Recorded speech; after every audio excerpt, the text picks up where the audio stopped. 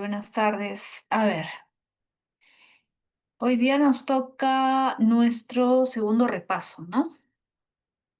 Sí. A ver, ¿cómo están, chicos? ¿Qué tal? ¿Cómo les va? ¿Quiénes están? Está Doria, Alexia, Ana Milé, Diana, Isaac también está. Ya. A ver, ahí les voy a ir compartiendo el material, ¿ya?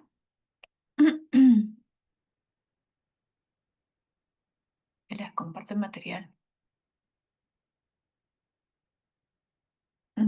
Ya.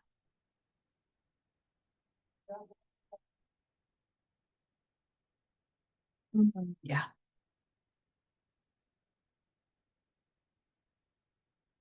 Ok.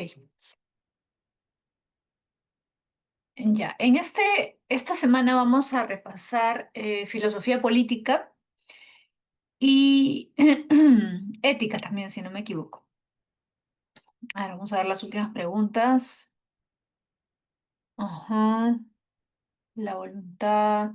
Claro, sí. Filosofía política y ética. Ya. Miren, vamos a tocar estos dos temas. Bueno, vamos a repasar estos dos temas que son importantes. Recuerda que filosofía política y ética son temas que han estado viniendo frecuentemente. ¿Ya?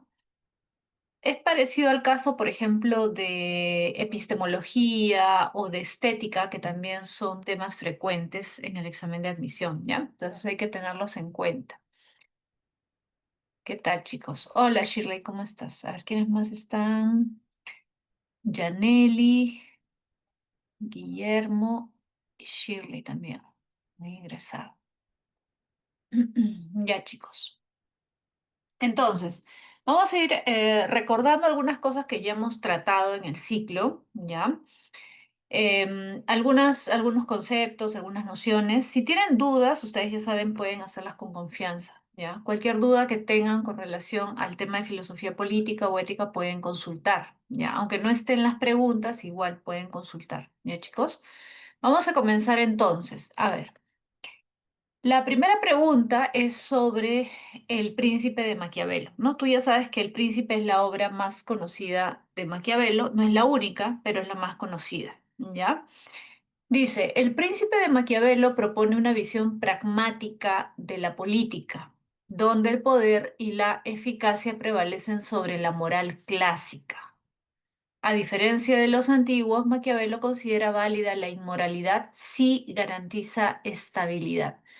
Claro, cuando te hablan de moral clásica, ¿no? Y te hacen referencia a los antiguos, se sobreentiende que se está refiriendo a la moral griega o romana, ¿no? Se sobreentiende eso. Eh, ¿Alguien tenía una duda? ¿Quería hacer un comentario?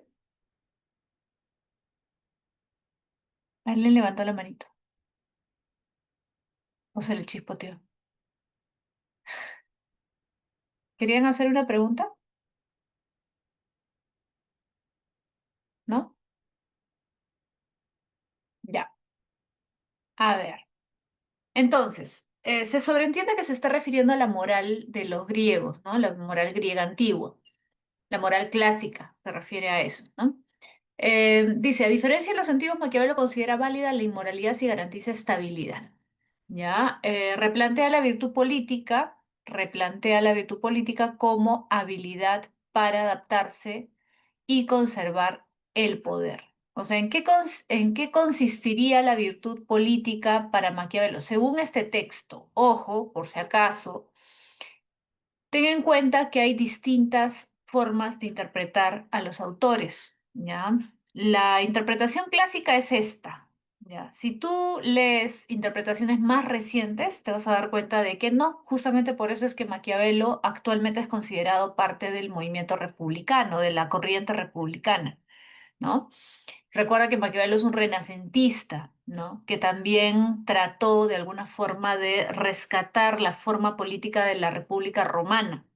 Entonces, decir que va en contra de la moral clásica o que su planeamiento es completamente opuesto a la moral clásica es discutible, ¿correcto? Es una visión, sí, pero no necesariamente es la correcta. Entonces hay que ceñirnos a lo que plantea el texto, ¿no? En este caso, el texto plantea que la virtud política de la que habla Maquiavelo es una virtud relacionada con la habilidad para adaptarse y conservar el poder. Y en ese sentido no sería tan, o mejor dicho, estaría en contra, ¿no? No sería tan afín a la moral clásica. Plantea que ser temido es más eficaz que ser amado. Afirma que el fin justifica los medios. Ya, esto, por ejemplo, también es una interpretación. Tú no vas a encontrar en ningún texto de Maquiavelo que diga que el fin justifica los medios. No aparece esa cita, por si acaso, ¿ya? No está literalmente. ¿Se puede interpretar así lo que dice Maquiavelo? Sí se podría interpretar así lo que dicen algunos pasajes de sus obras, pero no está como una cita textual. El gobernante debe ser astuto, sí, eso sí dice, que tiene que ser fuerte, sí. Justamente él hace usa como una especie de metáfora, ¿no? Dice, el príncipe tiene que ser como un león y como la zorra. Tiene que ser león porque tiene que ser fuerte y tiene que ser como la zorra que es astuta, ¿no? Tiene que saber detectar las trampas y tiene que saber también usar la fuerza cuando es necesario, ¿no? Como el león. Entonces sí dice eso, ¿no? Que debe ser astuto, debe ser fuerte y saber cuándo recurrir a la crueldad o el engaño. Maquiavelo se distancia de la ética clásica porque, a ver, según este texto, ¿por qué Maquiavelo se distancia de la ética clásica? O sea, de la ética aristotélica, ¿no? La ética socrática. Recuerda que esos filósofos hablaban mucho de la virtud, ¿no? Pero la virtud, ¿en qué sentido? ¿Cómo entendían ellos la virtud?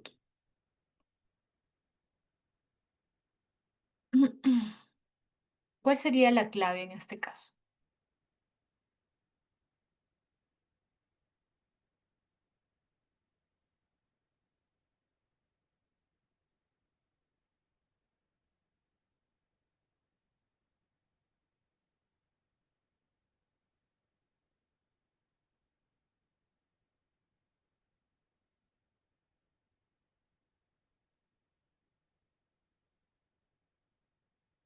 La visión que plantea esta pregunta acerca de Maquiavelo es una visión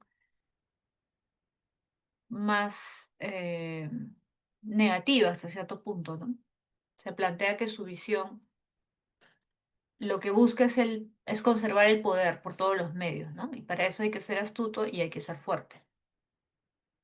Pero esa visión de la política no era muy afín a la visión de de la ética clásica, ¿no? Recuerda a Sócrates, Aristóteles, al mismo Platón, ¿no? Platón no habla del poder político, de un poder político que se deba imponer por la fuerza. Platón habla de la justicia, por ejemplo, en la República, ¿no? El gran tema, la gran pregunta es qué cosa es la justicia, ¿no? Y él afirma que tiene que haber justicia para que el Estado funcione bien, ¿no? Y desarrolla toda una teoría de la justicia. Aristóteles también habla de la justicia, también habla del bien común. Sócrates obviamente también habla de la justicia. Entonces, ¿cuál sería la clave? ¿Por qué Maquiavelo, según este texto, se distancia de la ética clásica?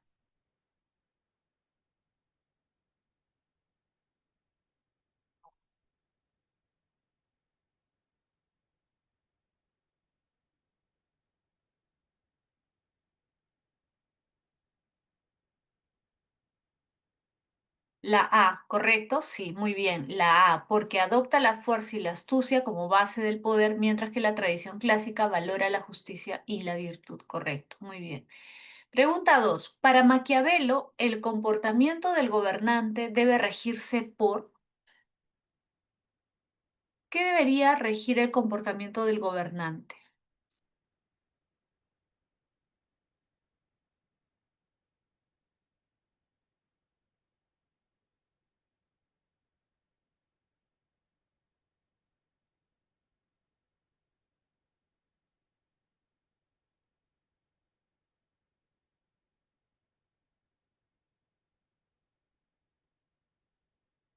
Una moral flexible que justifique actos inmorales y aseguran el poder estatal.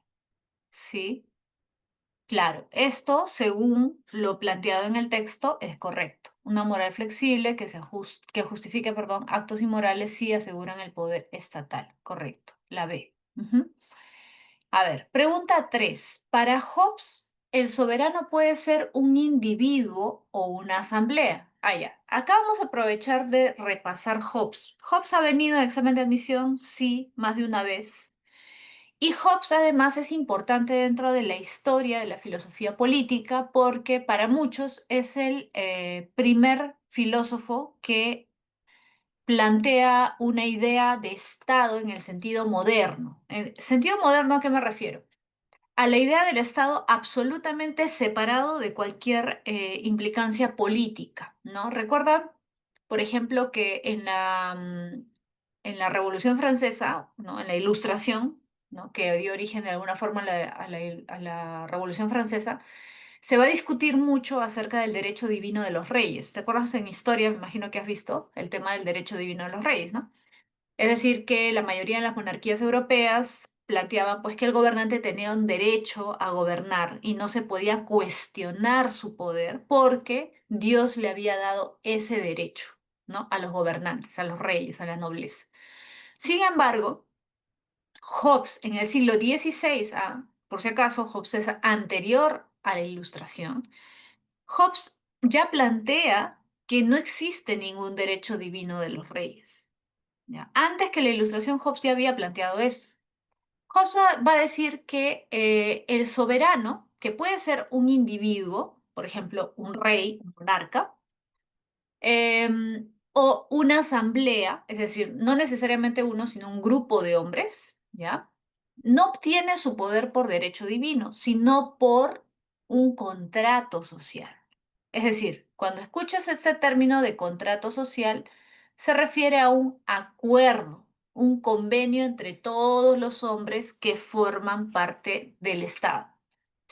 Entonces, Hobbes dice, el soberano, ojo, el soberano es el que detenta el poder.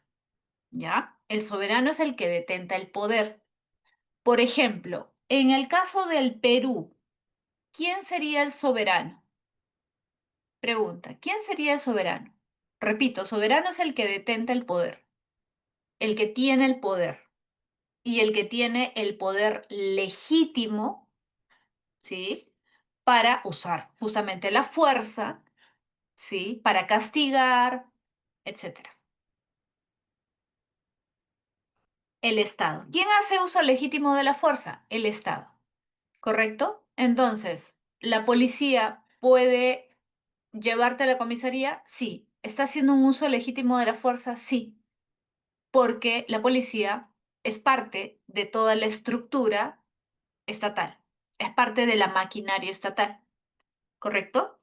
Entonces, no necesariamente soberano significa rey, por si acaso. Ya, puede ser el presidente, los congresistas, todos los que de alguna forma representan al Estado, ¿ya? Representan al Estado. El Estado es la maquinaria. Esa maquinaria permanece en el tiempo. Dina va a dejar de ser presidenta, va a venir otro, no importa quién venga, no importa. La cuestión es que el Estado permanece.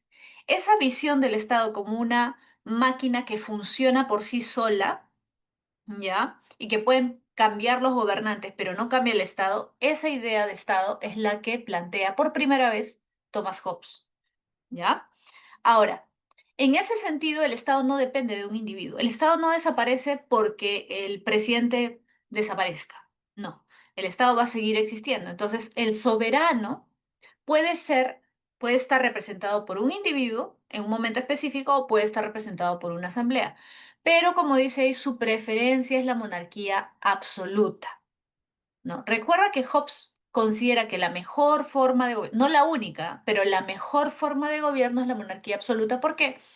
Porque para que la fuerza del Estado funcione, o sea, para que la gente le haga caso al Estado, para que la gente obedezca las leyes, etcétera, el poder tiene que ser fuerte. Y es fuerte cuando está concentrado. Cuando el poder se divide, ya no es fuerte. Cuando se tienen que poner de acuerdo muchas personas para tomar una acción, para tomar una decisión y realizar una acción.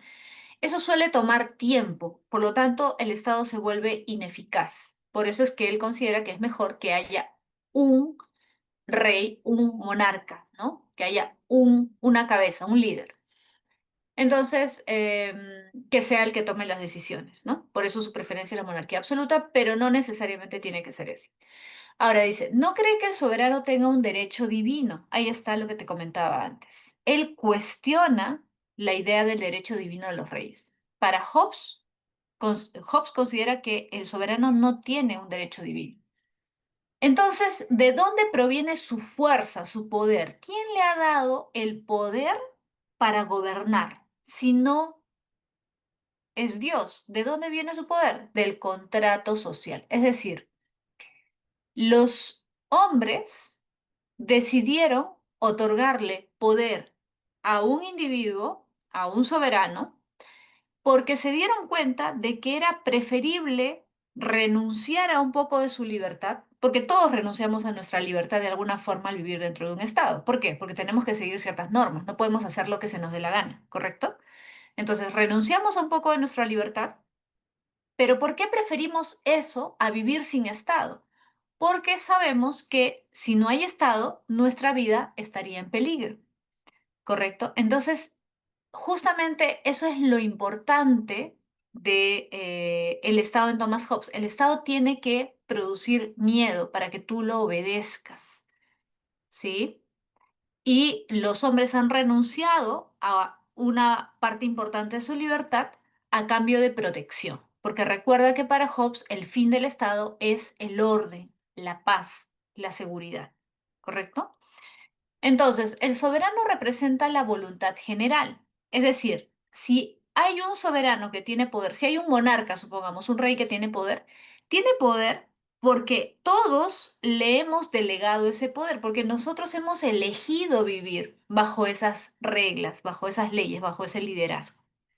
Es decir, el soberano no ha capturado el poder, no. Nosotros hemos decidido ceder ese poder para que otro sea el que sancione, castigue, haga cumplir las leyes. Aún así, cada persona conserva el derecho natural, ahí está, mira, cada persona conserva el derecho natural a defender su vida, incluso contra el propio soberano. Claro.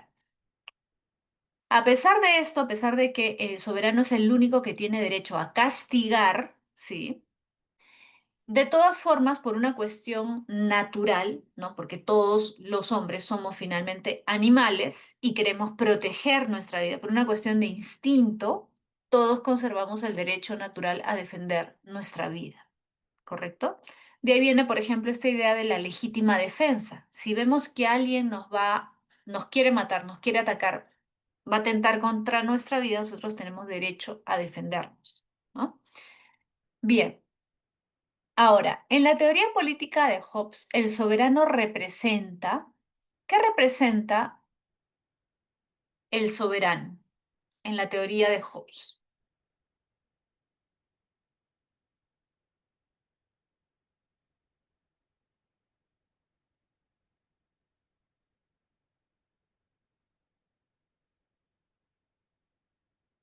La B, ¿no? Correcto, muy bien. La B es un ente legal que encarna la voluntad del Estado.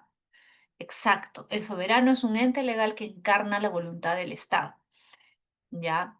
Entonces, el soberano vendría a ser ese rey o esa asamblea, dependiendo qué tipo de gobierno sea, pero que tiene la capacidad de hacer cumplir las leyes, ¿no? Porque encarna la voluntad del Estado. ¿Ya? Todos hemos elegido tener un líder, un soberano, que imponga las leyes y las haga cumplir. Muy bien, es la B. Pregunta 4. A ver. Pregunta 4. En la teoría de Hobbes, el miedo a la muerte violenta, ahí está, el miedo a la muerte violenta lleva a los hombres a abandonar el estado de naturaleza. Esto vino en un examen de admisión. ¿Qué cosa es el estado de naturaleza? A ver, el estado de naturaleza es esa situación hipotética, ¿no? Porque es una hipótesis, es una suposición que plantea Hobbes, es una situación en la que el hombre no está regido por leyes. Es decir, es la situación en la que el hombre vive antes de la aparición del Estado, cuando no hay leyes, no hay normas, cuando nadie lo controla, nadie lo rige. Ese estado de naturaleza está ahí en potencia, o sea, ahorita, por ejemplo, en teoría no estamos en un estado de naturaleza, pero en cualquier momento puede darse cuando se da, por ejemplo, situaciones anárquicas, ¿no? Entonces, cuando no se cumple la ley, cuando no hay quien haga cumplir la ley, estamos como en un estado de naturaleza, donde no hay leyes, donde no hay orden. Es más o menos, creo que antes ya les he comentado, por ejemplo, como esta película La Purga, ¿no? Ya, no hay nadie que castigue el incumplimiento de las leyes. Estamos en un estado de naturaleza, ¿correcto? O han visto el juego del calamar, ¿no? En esta escena donde los guardias se hacen los locos y dicen, ya, si se matan entre ustedes no hay problema, ¿no? Nosotros no vamos a hacer nada. No hay orden, no hay ley, nadie castiga, ¿no? Los asesinatos, ¿no? O hasta cierto punto lo que está pasando ahorita en Palestina también, ¿no? Donde la gente eh, lucha por su vida, ¿no? Tiene que asaltar los camiones donde está la ayuda humanitaria, donde está la comida para subsistir, porque no tiene otra forma, ¿no? Entonces ya se rompen todas las reglas.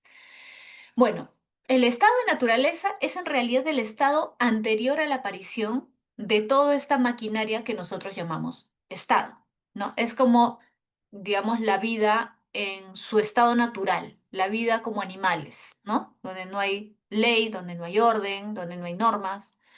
Entonces, los hombres deciden abandonar este estado de naturaleza porque tienen miedo a morir en cualquier instante. Entonces, por eso dicen, hay que acordar, ¿no? Hay que pactar un contrato social. Vamos a hacer un acuerdo.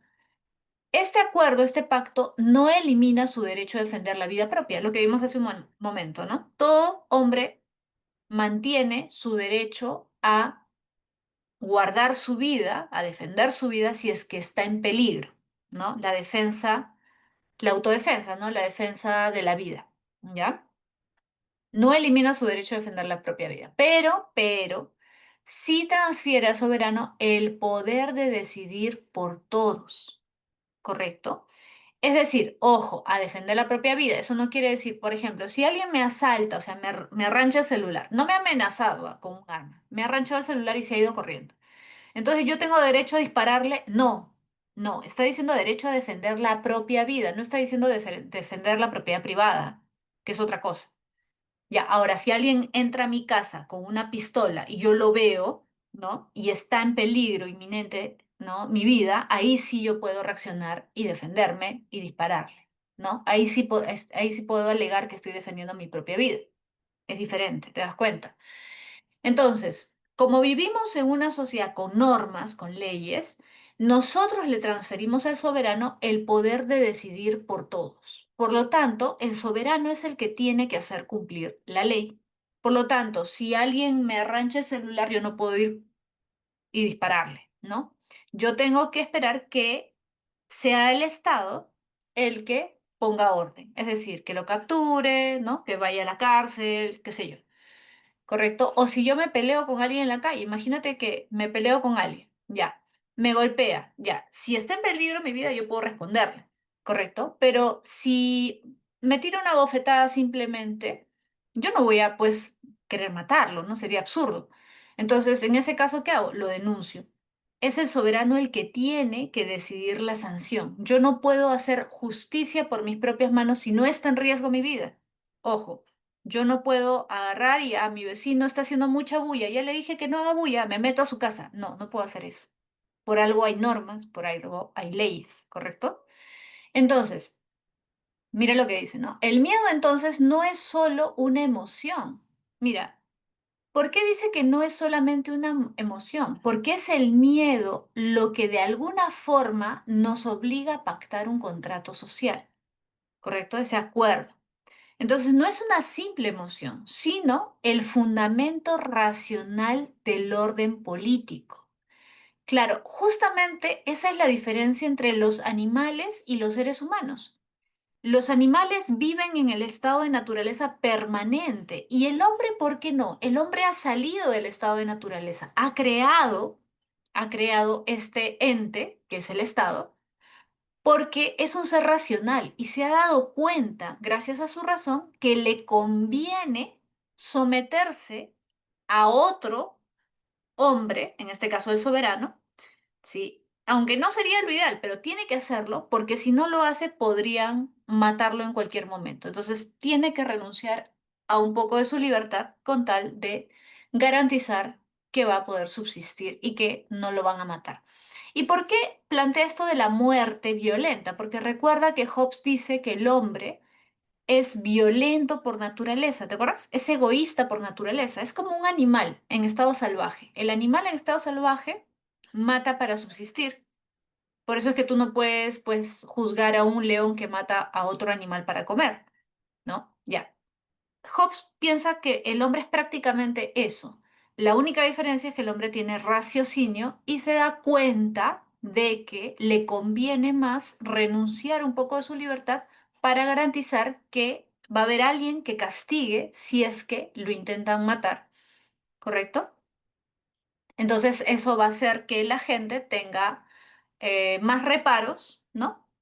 Miedo a ser castigado y por lo tanto disminuya la posibilidad de muerte, ¿correcto? Entonces, según Hobbes, el miedo cumple la función de, ¿cuál sería la clave? Claro, casa, fundamentar el pacto social que da origen al Estado. Correcto, muy bien. Por ahí recién he estado viendo que Marianela me había preguntado coercitivo. Miss, la A, ¿qué significa coercitivo? Esta de acá. Ah, coercitivo significa que te quita justamente o que te obliga a algo que tú no quieres. ¿Sí? Por ejemplo, tú dices, actué por coerción, me amenazaron. Por ejemplo, supongamos, ¿ya? Trabajas en una tienda, ¿ya? Y entra un ladrón y te dice, ya, dame todo el dinero, ¿ya? Imagínate que por miedo le das el dinero porque te están amenazando con una pistola. Y luego llega el dueño y te dice, ¿y qué pasó? No, asaltaron. ¿Y por qué le diste la plata? Porque me coercionaron. ¿Se entiende? Me obligaron. O sea, no lo hice por voluntad propia. No lo hice por mi propia decisión. No fui libre al decidir, no lo decidí en realidad, ¿no? Me obligaron a hacerlo. La coerción es lo opuesto a la libertad. Ya cuando haces algo por obligación, por amenaza, ¿no? No por tu propia voluntad, por presión, exacto. Ujú. Muy bien. Pregunta 5. Pregunta 5. Locke sostiene que la propiedad se origina en el estado de naturaleza a partir del trabajo humano. Ya, mira, vamos a aprovechar para también repasar Locke, la filosofía política de Locke.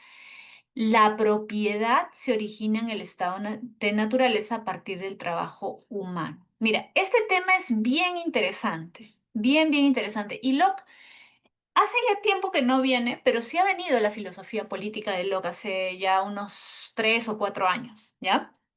Mira, ¿por qué te digo que es interesante? Porque a veces por el tiempo no se puede profundizar mucho, pero sí toca temas bien puntuales, por ejemplo, sobre la propiedad. ¿Te acuerdas que Locke dice que hay tres derechos naturales, ¿no? La vida, la libertad y la propiedad privada. El Estado ha sido creado para, ojo, Locke plantea algo parecido a Hobbes. ¿En qué sentido? En un sentido, que él también habla del Estado como algo generado por el contrato social. O sea, hay tres, repito, hay tres filósofos, si quieres apúntalo porque es importante, hay tres filósofos que hablan de pacto social o contrato social. El primero de todos es Hobbes, el primero, ¿eh? Luego viene Locke y luego viene Rousseau. El más famoso por plantear el contrato social es Rousseau porque él tiene un libro que se llama así, El contrato social. Él escribe un libro, una obra con ese título. Pero en realidad Rousseau ya es siglo XVIII, ¿sí? Entre 17 y 18. Locke es 17 y Hobbes es 16. El primero en hablar de contrato social es Hobbes. Los tres hablan de contrato social.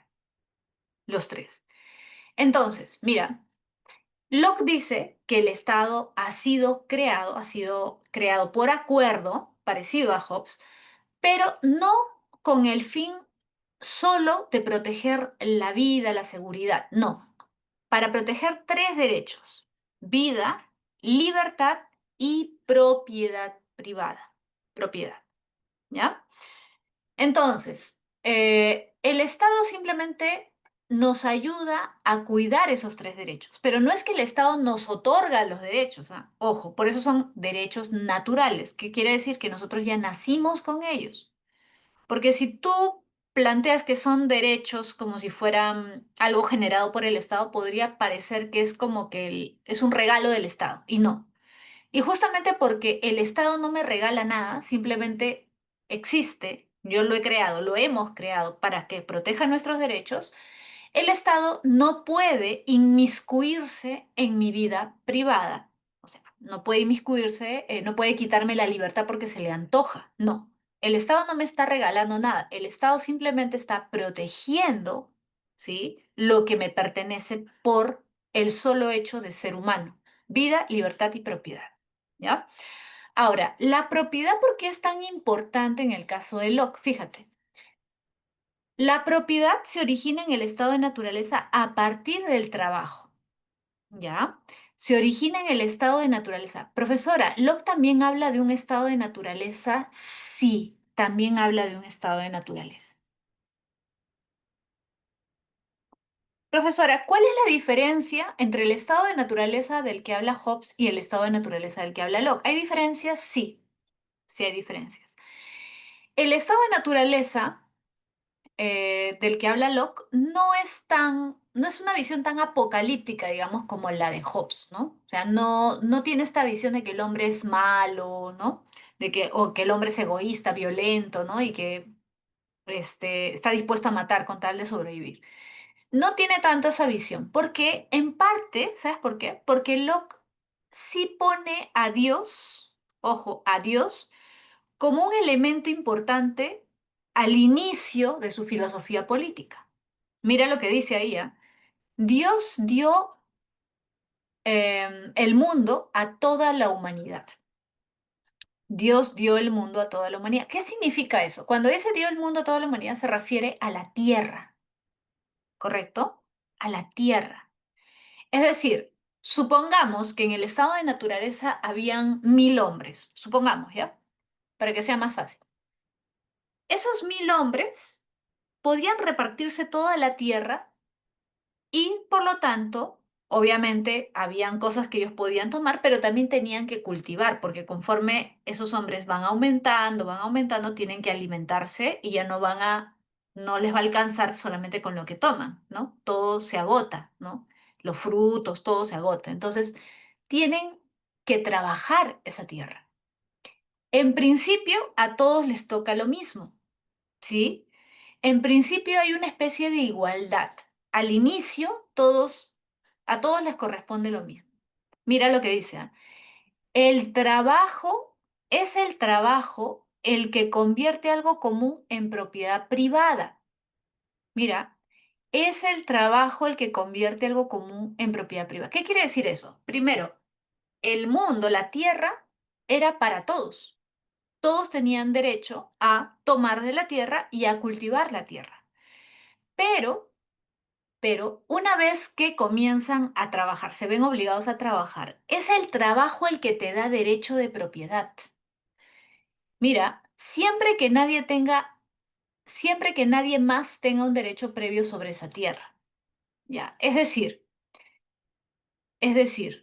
todos tienen derecho a tomar de la tierra, pero lo que distingue a los que van acumulando propiedad y a los que se quedan sin propiedad es el trabajo. Si tú, por ejemplo, dejas desatendida la tierra, ¿ya? O sea, tú simplemente recoges y vas caminando por ahí, vas como nómada, recogiendo, recolectando frutos, comiendo, pero no cultivas nada. Entonces tú pierdes tu derecho de propiedad de la tierra porque no la estás cultivando, no la estás haciendo producir. Entonces el otro, que le tocaba lo mismo que a ti, ve tu tierra descuidada y puede entrar y cultivar esa tierra. Y con su trabajo se gana esa propiedad, se gana el derecho de esa propiedad. Y por eso es que comienza a haber desigualdad, dice Locke, porque unos son más laboriosos, unos son más industriosos, unos son más trabajadores, mientras que otros son flojos, son vagos, no les gusta trabajar, quieren tomar nada más. Entonces ahí es cuando se da la diferencia de propiedad. Por eso es que en la actualidad hay gente que tiene propiedad y gente que no tiene propiedad, te dice Locke. Pero profesora, pero yo conozco gente que ha heredado propiedades, no necesariamente que las ha ganado con esfuerzo, que las ha comprado, sí, pero Locke reconoce el derecho de herencia y dice, el Estado debe reconocer el derecho de herencia. Bueno, ¿tu vecino es culpable de que sus papás fueran trabajadores o sus abuelos fueran trabajadores y le dejaran eso? No, no es culpable. Él tiene derecho a heredar, ¿correcto? Entonces, él puede heredar eso sin problema, ¿ya? Justamente, ¿dónde se da la diferencia de propiedad? Al inicio, cuando unos dejan de trabajar y otros se esfuerzan por trabajar más y ganan el derecho de tener la propiedad de esas tierras que no eran cultivadas por los que estaban ahí inicialmente. Entonces, es importante, muy importante el tema de la propiedad en Locke, ¿ya? Y una vez vino en una pregunta de examen de admisión justamente esto de la propiedad. ¿Por qué? Porque para Locke, creo que eso no te lo expliqué porque ya es profundizar un poco más. Para Locke, ciudadano no son todos. Ojo, suena muy bonito esto del liberalismo, la democracia representativa, ¿no? Que Locke dice que hay que respetar el derecho individual, la libertad, que el Estado no debe entrometerse en tu vida, ¿no? Personal, que tú tienes derecho a elegir tus representantes. Pero ojo, ¿quiénes eligen representantes? Los ciudadanos. Y los ciudadanos no son todos. Para Locke, ciudadano solamente es aquel que tiene propiedad privada. Si tú no tienes nada a tu nombre, o sea, una tierra, una casa, una propiedad inmueble, ¿no? No me estoy refiriendo a un carro o un celular, no, una propiedad inmueble. Si tú no tienes un terreno, una casa, un departamento a tu nombre, tú no eres ciudadano y por lo tanto no tienes derecho a elegir representantes, ¿correcto? Entonces, tiene truco, si te das cuenta, la filosofía política de Locke tiene truco, porque ciudadano solo es el que tiene propiedad privada. Solamente puede elegir representantes, es decir, parlamentarios, aquellos que tienen propiedad privada. ¿Y por qué? Alguien puede decir, pero Locke, eso es injusto. No, no es injusto, porque ¿para qué ha sido creado el Estado? Te preguntaría Locke. Ah, a ver, ha sido creado para proteger la vida, la libertad y la propiedad privada. ¿Tú tienes propiedad privada? No, ya pues entonces, si tú no tienes propiedad privada, entonces tú no tienes derecho a elegir representante. Entonces, para él, tienes que tener propiedad privada para poder elegir representante. Ese es el, el truquito, ¿no? Que tiene la filosofía política de Locke, ¿no? Lo menciono así porque, para que te des cuenta por qué los liberales hacen tanto énfasis en la propiedad privada. No, no sé si tú recuerdas, por ejemplo, cuando se dieron las manifestaciones contra Dina y cuando murió gente, ¿no? Por las fuerzas, policiales. La gente que estuvo de acuerdo con lo que hizo el gobierno de Dina, a cada rato que decía, pero está bien, pues porque han atentado contra la propiedad privada. Está bien, ¿no? ¿Para qué se meten ahí? ¿Para qué rompen esto? ¿Para qué, se metieron al aeropuerto? ¿Para qué invadieron propiedad privada? Está bien. O sea, a lo que voy es que no digo que no se deba respetar la propiedad privada. Lo que digo es, ¿por qué se hace tanto énfasis en la propiedad privada? Porque eso viene desde Locke. El origen del liberalismo político es Locke. El énfasis en el respeto a la propiedad privada y a veces incluso por encima de los otros derechos es algo que está desde Locke, ¿no? Entonces, al final, esto de ser ciudadano, pareciera que el liberalismo nos da a entender que es más ciudadano el que tiene propiedad privada. Por lo tanto, si tú no tienes propiedad privada, es como que no tienes tanto derecho de reclamar o de protestar o de quejarte, ¿no? Un poco suena a eso, ¿no? Entonces, ese es el problema con Locke. Es algo que no se menciona mucho, pero es así, ¿no? La propiedad privada es fundamental, ¿no? Y Locke jamás pone en duda que el que tiene algo lo haya tenido por medios ilícitos. O sea, jamás se cuestiona eso, jamás da a entender eso, que a veces ocurre, ¿no?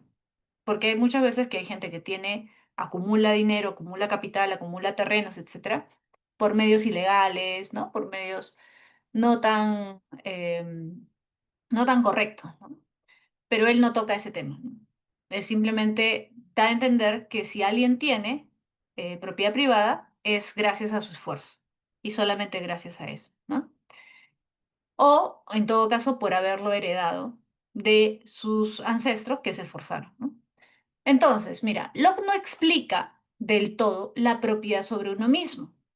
Ya, claro, porque de alguna forma cuando yo digo mi vida, mi libertad, también estoy como tratando mi propia existencia como una propiedad. Respeta mi vida, respeta mi libertad. Es como si fuera una propiedad. Pero, fíjate, vincula el derecho a la tierra, ahí está, vincula el derecho a la tierra con el esfuerzo personal. Si yo poseo esto es porque yo me he esforzado, ¿no? Según Locke, la propiedad se justifica porque, ¿cuál sería la clave?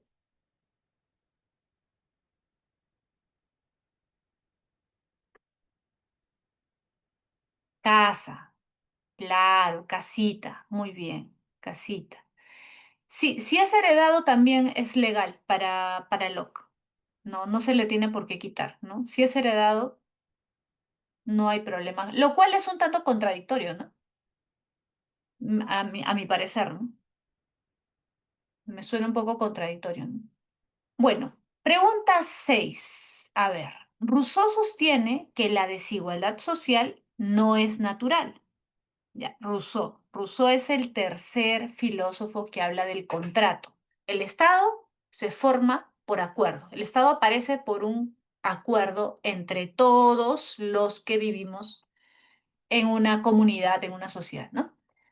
Rousseau sostiene que la desigualdad social no es natural. Es decir, si no es natural, ¿qué significa? Que todos somos iguales. ¿Mm? Ya, sino que surge cuando los seres humanos forman sociedades con estructuras políticas y económicas que favorecen a unos sobre otros. ¿Por qué existe la desigualdad? Dice Rousseau. Existe porque la sociedad en muchos casos crea leyes, ¿sí? Crea leyes que favorecen a unos por encima de otros, ¿no? Mira, por ejemplo, este librito, este es de Rousseau. Justamente en este libro habla sobre el tema, ¿no? Discurso sobre el origen de la desigualdad entre los hombres. Ya, ahí está. Discurso sobre el origen de la desigualdad entre los hombres. Ahí habla acerca de este tema, ¿no? Y acá también está el contrato social de Rousseau, ¿no? En este librito. Entonces, lo que origina la desigualdad, todos somos iguales, pero lo que origina la desigualdad es las estructuras políticas y económicas, ¿ya? El contrato social que debería servir para el bien común, puede ser manipulado por los poderosos para afianzar sus privilegios. ¿Eso será cierto o estará exagerando Rousseau? ¿Ustedes qué opinan? ¿Será cierto?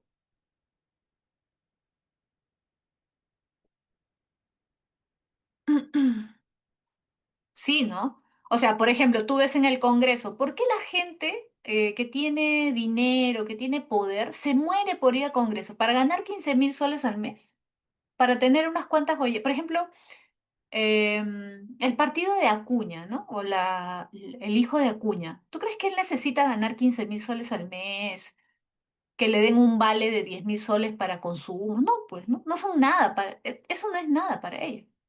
Pero ¿por qué quieren estar ahí? Porque ahí se hacen las leyes, pues, ¿no? Ahora, hay otros empresarios que no necesitan postular ellos directamente a su familia, sino que también, pues, financian campañas, ¿no? Como ustedes deben saber, ¿no? Se han financiado campañas de todo tipo, ¿ah? De todos los sectores políticos, porque siempre hay intereses. ¿no? Y saben que las leyes son importantes para seguir manteniendo el poder, privilegios, etcétera, ¿no? Por eso dice, mira, por eso Rousseau propone un contrato verdaderamente justo, basado en la voluntad general y la igualdad real. Claro, pues Rousseau te diría, a ver, tú crees que estos representantes, estos parlamentarios, estos congresistas van a trabajar por el bien común? No, pues, no, jamás.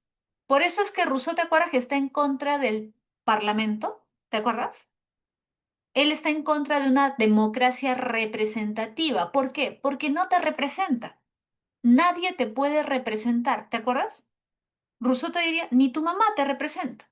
O tu mamá está de acuerdo en todo lo que tú piensas. ¿Tú piensas idéntico a tu mamá? ¿Tú piensas idéntico a tu hermano? ¿Idéntico a tu tío, a tu tía? No. Tú eres un ser único y tienes tus propias ideas. Ahora, tampoco es que haya cualquier idea vale. No. Rousseau va a decir, a ver, si hay una buena formación moral, ¿ya? Si la gente no está corrompida, la gente va a buscar el bien común. Ahora, obviamente, si una sociedad está corrompida, va a buscar su interés personal y no le va a importar el resto. Y justamente por eso es peligroso, ¿no? Los parlamentos, los partidos. ¿Por qué? Porque los partidos justamente están partidos, o sea, cada uno está jalando, ¿no? Tratando de jalar agua para su molino. Cada uno está velando por sus intereses particulares. Entonces, para evitar eso, ¿qué dice Rousseau? No parlamento, no congreso, no representantes. Los representantes no funcionan.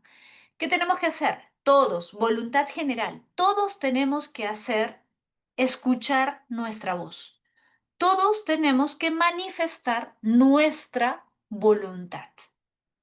Y solo de esa manera habrá una igualdad real. ¿Por qué igualdad real? Claro, porque si alguien está en el Congreso y tiene poder para legislar, ¿será igual que tú? No, pues, lamentablemente no. Él tiene poder, tú no tienes poder, ¿correcto? Él puede hacer y deshacer. Lo que se hace en el Congreso, ¿de alguna forma afecta tu vida o no? Claro. Entonces, no hay igualdad. Por lo tanto, para que haya una igualdad real, todos tenemos que hacer expresar nuestra voluntad, ¿correcto? Por eso debe haber una democracia directa. ¿Te acuerdas lo que decía Rousseau? Debe haber una democracia directa. Entonces, de acuerdo con Rousseau, frente a la desigualdad social es necesario, ¿qué sería necesario?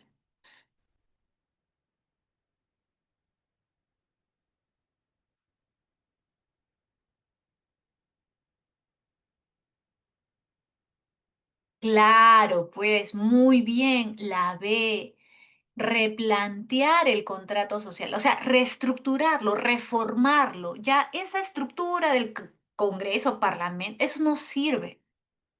Replantear el contrato social y basarlo en principios de equidad, es decir, cada voto vale lo mismo, ¿correcto? Justicia y voluntad general. Todos tenemos que votar y todos los ciudadanos, y ojo, los ciudadanos somos todos, no como Locke que dice, ah, solamente los que tienen propiedad privada. No, todos. Todos votamos, todos creamos leyes, todos debemos tener iniciativa legislativa, todos debemos ser capaces de crear leyes, no solamente unos cuantos elegidos, ¿correcto? Y la ley debe ser aplicada de la misma forma para todos también. Recuerda que Rousseau es un republicano, ¿ya? Y el republicanismo hace mucho énfasis en que la ley se debe aplicar con justicia, ¿no? O sea, la ley debe servir para todos, no para unos cuantos, ¿no? Muy bien. Pregunta 7. A ver. El estado de bienestar busca reducir la desigualdad, garantizando servicios públicos como salud, educación y pensiones. Ya, el estado de bienestar se refiere a un tipo de políticas públicas que se ha implementado en varios gobiernos, en Europa sobre todo, por bastante tiempo, en algunos países nórdicos, hasta cierto punto en Estados Unidos también.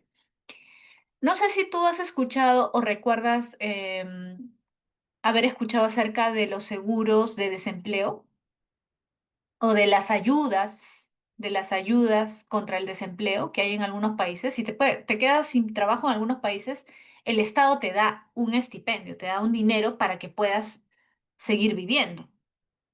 Eso no hay en el Perú, pero en Estados Unidos sí hay, en Europa en algunos países también hay, ¿correcto? Y no solamente te dan eso, sino que te ayudan a conseguir trabajo también, ¿no? Ya. Entonces, el estado de bienestar implica una serie de políticas públicas que buscan reducir la desigualdad, garantizando servicios públicos como salud, educación, pensiones, empleo, etcétera, ¿ya? En contraste, el Estado neoliberal minimiza la intervención estatal, ¿correcto? El Estado neoliberal, claro, el neoliberalismo es parte básicamente de la idea de la mano invisible, ¿no? Del liberalismo, ¿no? El mercado se regula solo, no hay que intervenir, hay que dejar que las fuerzas económicas fluyan, ¿no? Que cada uno, buscando su conveniencia, ¿no? Se autorregule, todo se autorregula, ¿ya? El Estado neoliberal minimiza la intervención estatal, promueve la privatización, ¿no? Recuerda la época de Fujimori, ¿no? Cómo se privatizaron varias empresas estatales y prioriza la lógica del mercado. Según Nancy Fraser, la justicia social no solo requiere redistribución. Ya, Nancy Fraser, ¿te acuerdas que habla de la bidimensionalidad de la justicia? Ella dice, para que haya justicia en una sociedad tiene que haber dos cosas. Uno, reconocimiento, es decir, tiene que haber un reconocimiento igualitario para todos. No puede haber discriminación. No puedes decir, ah, bueno, como tú tienes este tono de piel, tú eres inferior o porque tú hablas esta lengua, no te reconozco. No, todos tienen que ser reconocidos de la misma forma. ¿Ya? No tiene que haber una infravaloración de nadie por cuestiones culturales, raciales, étnicas, lingüísticas, sociales, etcétera. Ahora, no solamente se requiere el reconocimiento, sino que también es necesario la redistribución. Justamente acá dice eso, ¿no? No solo requiere redistribución. La redistribución implica que haya una distribución más justa de la riqueza dentro de una sociedad, ¿no? Entonces, no solo requiere la redistribución, sino también reconocimiento de identidades marginadas y participación equitativa en la toma de decisiones. Ya. Desde esta mirada, un modelo estatal que asegure justicia debe combinar el acceso material con el respeto a la diversidad cultural y la participación democrática. En el Perú, marcado por desigualdades históricas, exclusión étnica y fragmentación institucional, estas tensiones son especialmente visibles. Considerando el enfoque de Nancy Fraser y la realidad peruana, la opción más adecuada, ¿ya? La opción más adecuada para el modelo estatal sería, o sea, considerando la visión de Fraser, ¿no?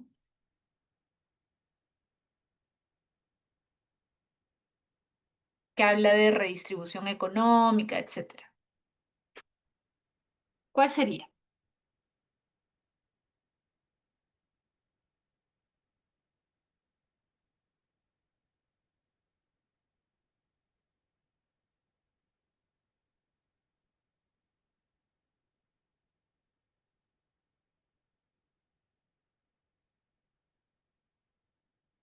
Ya, abrigué.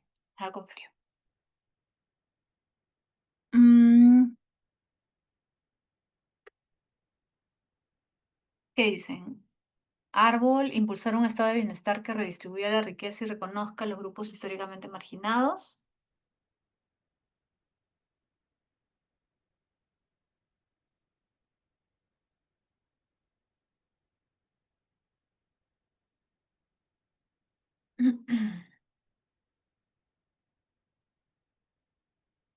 Ya. Mm,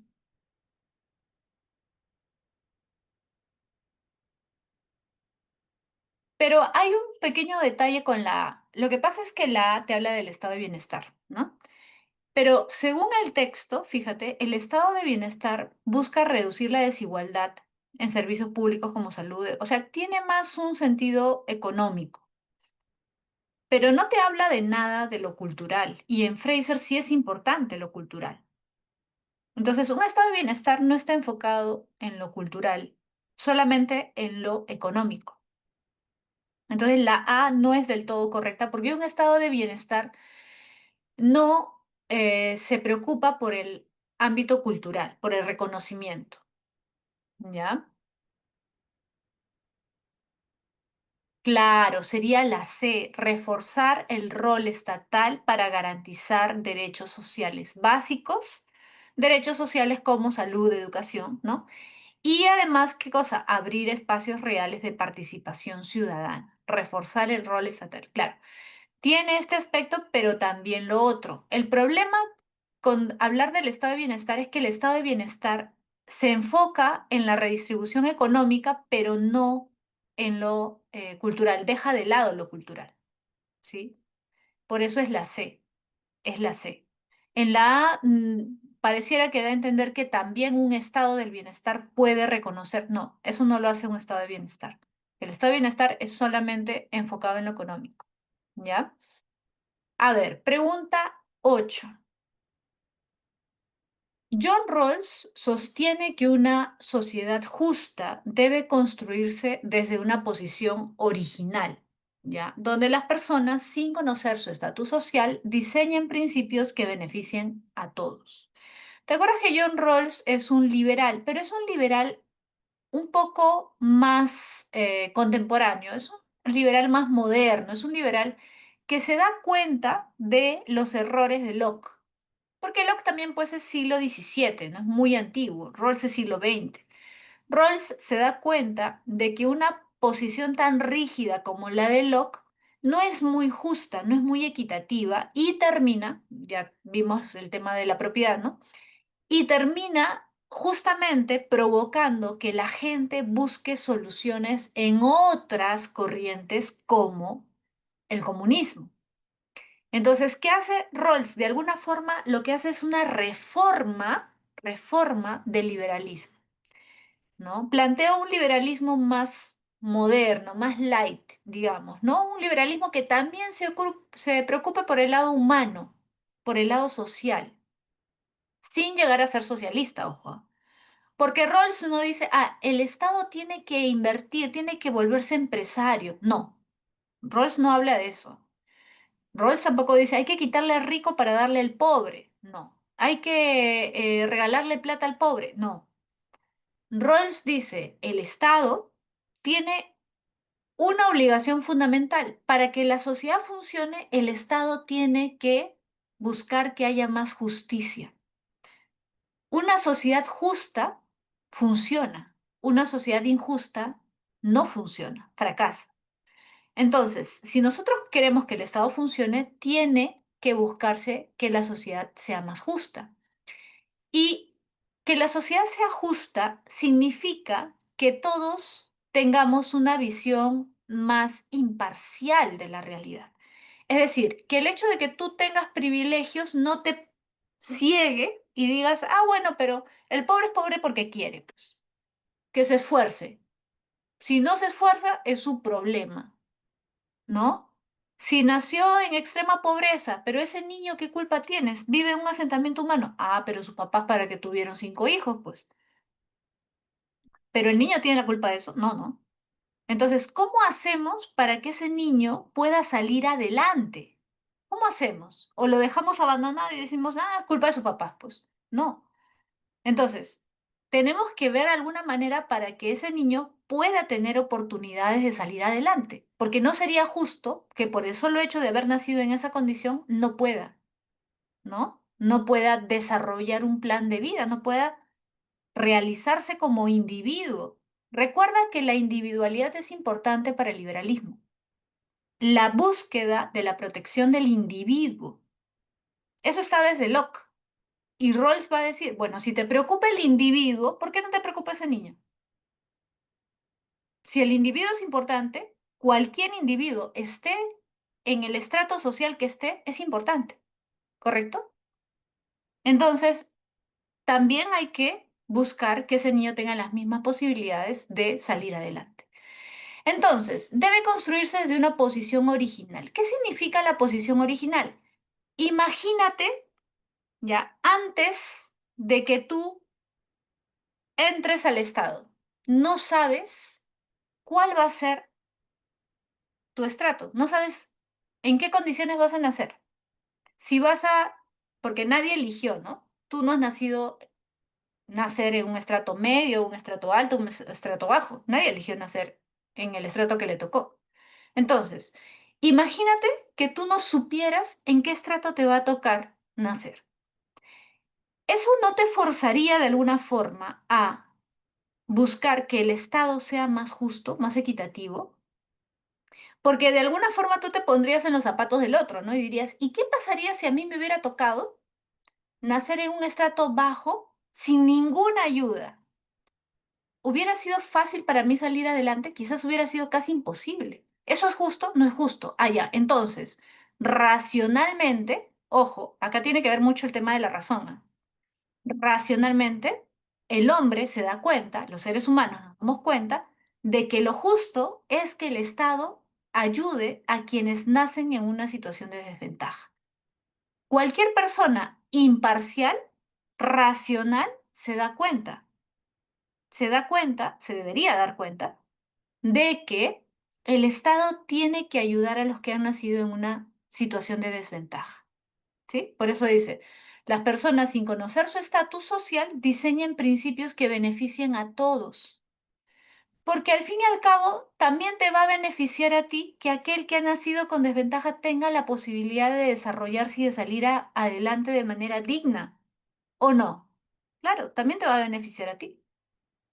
¿O te gusta vivir en una sociedad con mucha pobreza? ¿Es beneficioso para ti vivir en una sociedad con pobreza? No, ¿no? Entonces, al final, beneficia a todos, ¿correcto? En el Perú, la desigualdad política y económica limita las oportunidades reales de los sectores más vulnerables. Desde la justicia como equidad, ¿ya? Desde la justicia como equidad, Rawls plantea que las instituciones deben favorecer especialmente a quienes se encuentran en peores condiciones, ¿ya? Permitiendo que las desigualdades solo se justifiquen si mejoran su situación. Claro, ¿por qué desigualdad? Profesora, ¿la desigualdad se puede justificar? Sí. Según Rawls, ¿por qué? Porque si el Estado le presta una ayuda superior al que está en desventaja, ¿eso es desigual o no? Claro, es desigual, pero ¿eso es necesariamente negativo? No, no es negativo, porque esa desigualdad está permitiendo que esa persona pueda salir adelante. Es como estas leyes que creo que conversamos, ¿no? Esta discriminación positiva que hace el Estado cuando crea leyes que benefician a las empresas con ayudas de impuestos, por ejemplo, pagar menos impuestos o qué sé yo, cuando contratan a gente que tiene discapacidad, ¿no? Es eso. ¿Es desigual darle más opciones a una persona que tiene discapacidad para conseguir empleo? Sí, pero es necesario. ¿Por qué? Porque si no hubiera una ley de ese tipo, nadie los contrataría. O sea, sería más difícil para ellos, ¿no? De lo que ya es. No sería justo. ¿Te das cuenta? Entonces, según la teoría de Rawls, una solución justa para el caso peruano implica que,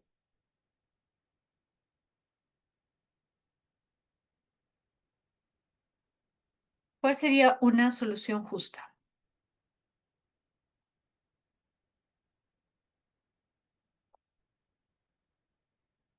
Correcto, la A. Las reglas políticas benefician más a quienes están en desventaja social y económica. Correcto. Pregunta 9.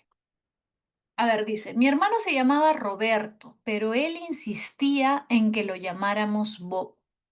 Había empezado a hablar con un acento extraño, a usar ropa norteamericana y a despreciar todo lo que tuviera que ver con lo peruano.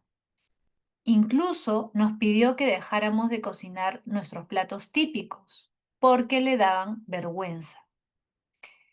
Quiero ser un verdadero americano, decía. Entonces, a ver, mira, Eso obviamente hace referencia a la teoría de reconocimiento de Taylor, ¿no? Pero esto debería estar sin cursiva, debería estar con más. Ponerle, está pequeña, ¿no? La letra.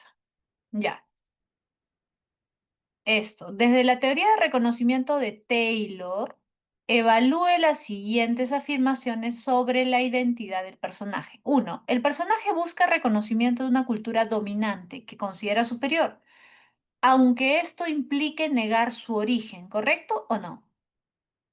Claro, verdadero, ¿no? Este personaje está buscando el reconocimiento de lo que él considera superior, de la cultura dominante, ¿no? Y con eso está negando sus raíces, su origen, ¿no? Su propia identidad. Dos, la identidad del personaje es el resultado exclusivo de una decisión individual desligada del entorno cultural. ¿Verdadero o falso? Él ha decidido vestirse como norteamericano y hablar con, porque sí, porque se le ocurrió de pronto un día dijo, "Ah, eso es lo que a mí me gusta". No, lo ha hecho de alguna forma, ¿no? Condicionado por su entorno cultural, ¿no? Su entorno cultural es el que le ha hecho percibir eso como superior, ¿no? Tres, la transformación del personaje sugiere una identidad frágil marcada por la falta de reconocimiento equitativo de su cultura de origen. ¿Verdadero o falso?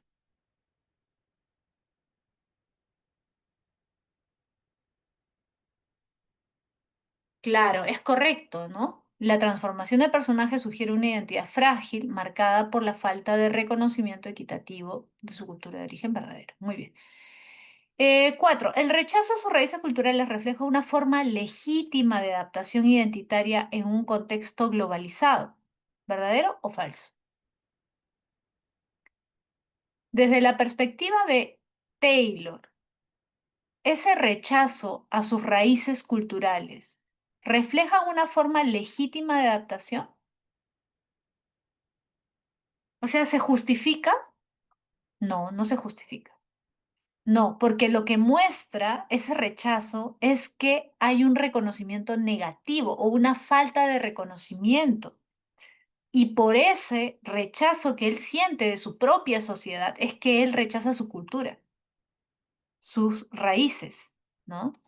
Entonces, esto es incorrecto. Entonces, ¿cuáles son las que representan mejor la interpretación del conflicto identitario? Uno y tres. La clave es la B, barco. ¿Correcto? Bien. A ver, pregunta 10. Pregunta 10. Judith Butler, Judith Butler, Judith Butler es una feminista contemporánea, ¿ya? Sostiene que el sujeto no es una entidad fija. El sujeto no es una entidad fija, sino una construcción dinámica que surge a través de normas y discursos sociales. Cuestiona las concepciones tradicionales del yo como preexistente y defiende una identidad fluida, ¿ya? Defiende una identidad fluida, en constante reformulación. Influida por Foucault, argumenta que el sujeto se forma en la sujeción, es decir, en la relación con el poder. La identidad se constituye dentro de un entramado normativo que permite tanto la formación como la transformación del sujeto. Entonces, determina la verdad de los siguientes enunciados. Uno, el sujeto es una construcción continua dentro de relaciones de poder. Claro, eso es lo que dice al final, ¿no? Eso es correcto. ¿Sí? Es una construcción continua, correcto. Dos, la identidad se constituye a través de normas sociales, no antes de ellas. ¿Sí? Claro, a través de normas y discursos sociales. No hay una identidad antes de la sociedad. No. La identidad se forma en sociedad. Tres, el sujeto es una categoría esencial y biológicamente determinada. No, el sujeto no es una entidad fija, por lo tanto, si no es una entidad fija, no tiene una esencia ya hecha, ¿correcto? Por lo tanto, la clave es la C, uno y 2, correcto. Muy bien. Pregunta 11. Según Kant, la moralidad no se encuentra en fenómenos empíricos, sino en el deber o ley moral, que se expresa como un imperativo categórico. ¿Qué significa imperativo categórico? Una norma universal válida para todos, sin depender del tiempo, el lugar o los intereses personales. Claro, recuerda, ¿por qué es imperativo? Porque se obedece sí o sí. ¿Ya? Es imperativo porque se tiene que dar, se tiene que obedecer en todos los casos. Por eso es una norma válida para todos.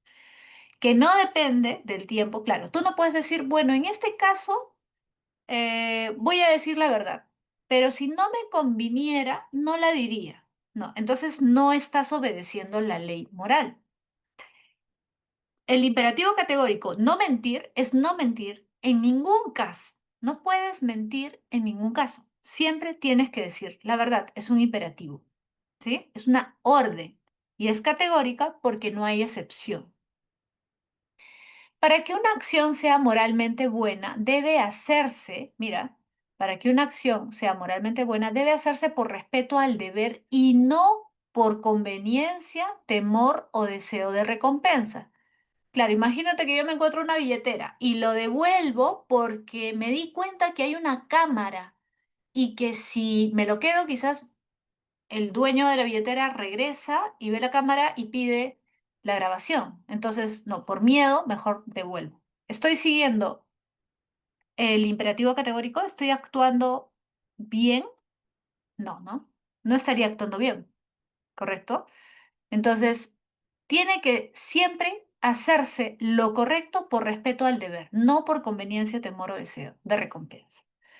Esta exigencia de actuar solo por deber es lo que se conoce como, mira, esta exigencia de actuar solo por deber es lo que se conoce como rigorismo kantiano, ¿correcto? Entonces, según la ética kantiana, una acción es moralmente buena si, ¿en qué caso será moralmente buena una acción?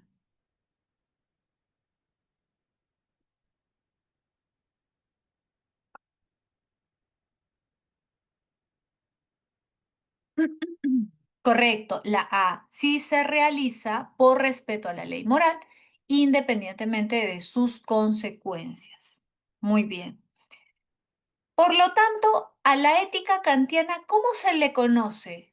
¿Como teleológica o deontológica? ¿Te acuerdas? Teleológica, la ética kantiana es teleológica o deontológica. ¿Deontológica o teleológica? Muy bien, Guillermo, muy bien, John. Muy bien, Marianela. Deontológica. ¿Te acuerdas que deontos significa deber? La ética kantiana es deontológica porque actúa por deber. Teleológica es lo opuesto, cuando no actúas de acuerdo al deber, sino en función de lo que puedes obtener, ¿no? Telos, estás viendo qué puedes obtener. Yo respeto a mis padres porque así lo enseña la Biblia y si no lo respeto, Dios me va a castigar. Allá, como tú quieres que Dios no te castigue por miedo a la sanción, por miedo a irte al infierno, entonces haces lo correcto. No, eso sería teleológico, ¿no?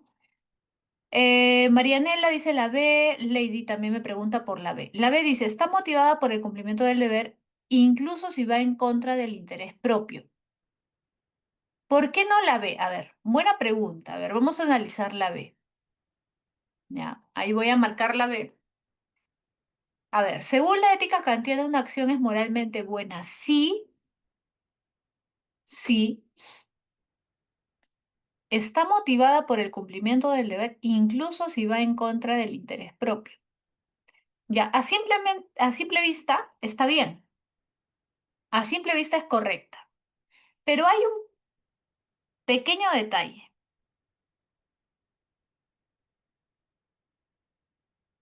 hay un pequeño detalle.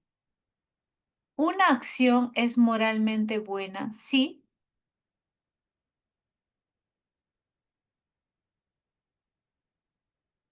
¿por qué no puede ser la B? A ver quién se da cuenta.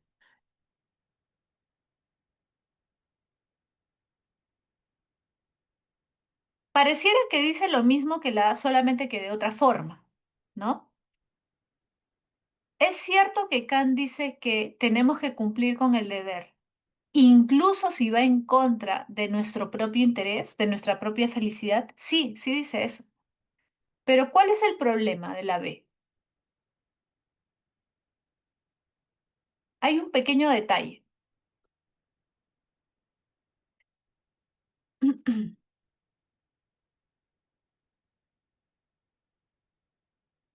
Exacto, John.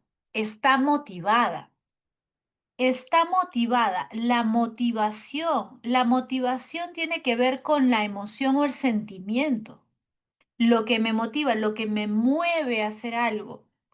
Yo quiero ingresar a San Marcos. Mi motivación son mis padres o es mi madre, ¿no? O qué sé yo. La motivación es algo interno, pero o sea que tiene que ver más con las emociones o los sentimientos. Y recuerda que para Kant el cumplimiento del deber es una cuestión racional. ¿Te acuerdas? La ética kantiana es racional. Y incluso acá un poco que lo dice, mira, el rigorismo kantiano. Hay que actuar de acuerdo con el deber, por deber siempre, ¿sí? Exigencia de actuar solo por deber. Ahí está, mira, solo por deber. Y justamente porque es por deber, es tu razón te dicta que hagas esto, haz eso. Punto. Es racionalista, por eso es rigurosa, ¿correcto? Por eso es que la B no sería adecuada, ¿ya? Básicamente por eso, ¿no? Por esto de la motivación, ¿no? No es muy correcto eso. Bien, 12. Un funcionario público, al ser cuestionado por la adquisición de trenes para mejorar el transporte urbano, respondió a sus críticos utilizando insultos y descalificaciones personales, en lugar de ofrecer argumentos técnicos o razonamientos éticos. Acusó a los opositores de actuar por intereses ideológicos o corruptos, sin explicar cómo la medida contribuiría concretamente al bienestar colectivo. Desde la perspectiva del utilitarismo de John Stuart Mill, ¿cuál sería una evaluación razonada sobre el discurso del funcionario público que al justificar la compra de trenes recurre al insulto en lugar de argumentar? A ver, ¿qué crees que podría decir John Stuart Mill? Recuerda que John Stuart Mill dice que una acción es buena si es que beneficia a la mayoría, ¿no? Pero acá dice, mira, ¿cuál sería una evaluación razonada sobre el discurso del funcionario público que al justificar la compra de trenes recurre al insulto en lugar de argumentar? ¿Qué crees que diría?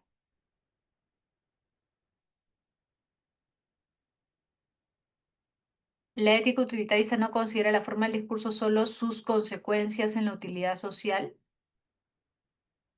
¿Seguro? ¿Cuál sería una evaluación razonada sobre el discurso del funcionario público que al justificar el discurso tiene importancia para los utilitaristas? Sí. O sea, una acción puede ser considerada buena o mala, ¿no? En función del bienestar que produce.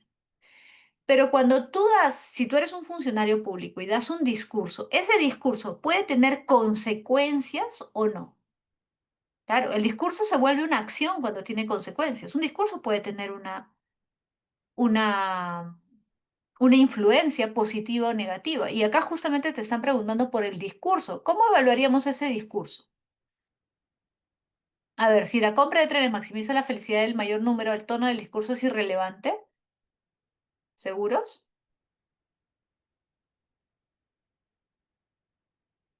No importaría mucho el tono del discurso si la compra de trenes maximiza la felicidad. Pero acá te están preguntando por el discurso. ¿Cuál sería una evaluación razonada sobre el discurso? Acá el punto en disputa es el discurso. Acá lo que debemos evaluar según la pregunta es el discurso.